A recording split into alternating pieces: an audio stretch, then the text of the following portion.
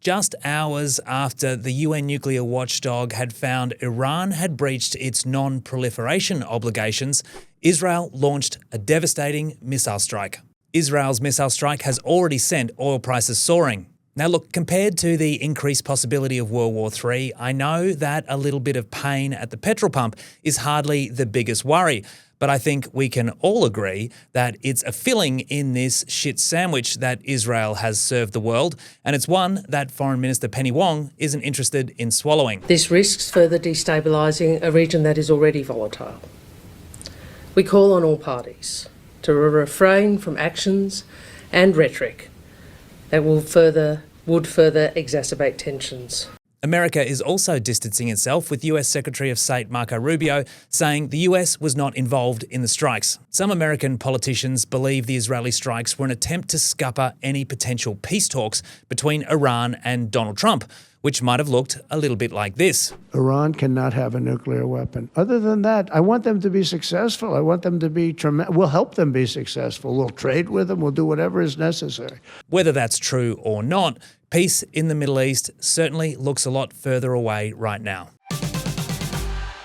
The world has watched in horror as the Air India flight crashed, killing 241 people on board and leaving just one survivor. We have more video that we can show you now of the moment the plane took off and came down. And again, a warning, you may find these pictures distressing. It shows how quickly the aircraft went from being on the ground to then departing, reaching a low altitude, and then coming back to the ground. And that all happens in a span of something to the tune of 30 seconds. So when we talk about making decisions and changing altitude and ultimately leading to an accident, the amount of time that those pilots would have had to process the situation, make decisions, and implement interventions is about as long as the answer that I'm giving you right now. What is the reputation of the Boeing Dreamliner? It has a pretty solid reputation. It's widely used for both short and long haul international flights. It's been in service for many years. The reputation is overall quite positive. There have been minor aspects, like when it was first released, there were some battery issues and things like that, and I think many people might recall that. But overall, it's been a very reliable aircraft that is generally, been widely used worldwide. I'm returning to Australia on Sunday. I'll be on a Dreamliner coming back. And it's also an aircraft that's very commonly used for trans-Pacific flights. And generally speaking, it's not an aircraft that I would worry about stepping onto. And it's just really, it was quite a shock to wake up to the news.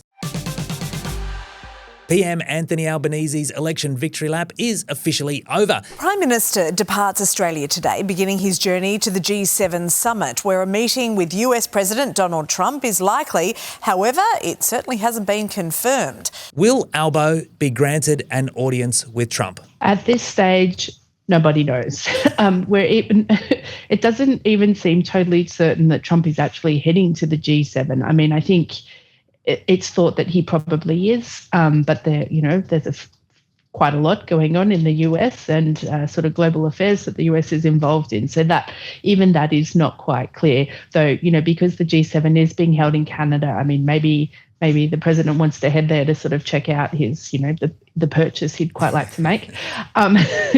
So I think as it stands, the Australians haven't got a meeting, but actually neither have any of the actual G7 leaders. So Australia isn't a full member of a G7. We just kind of head along whenever we're invited, which has been the case for most times. Since 2019, we've mostly been invited to come and join in. As I understand it, Trump hasn't really teed up any of his meetings. I think he kind of likes to keep a bit of a loose schedule. And so, I imagine that there would be plenty of opportunities if they are both there for them to interact. But at this stage, there's no formal meeting locked in.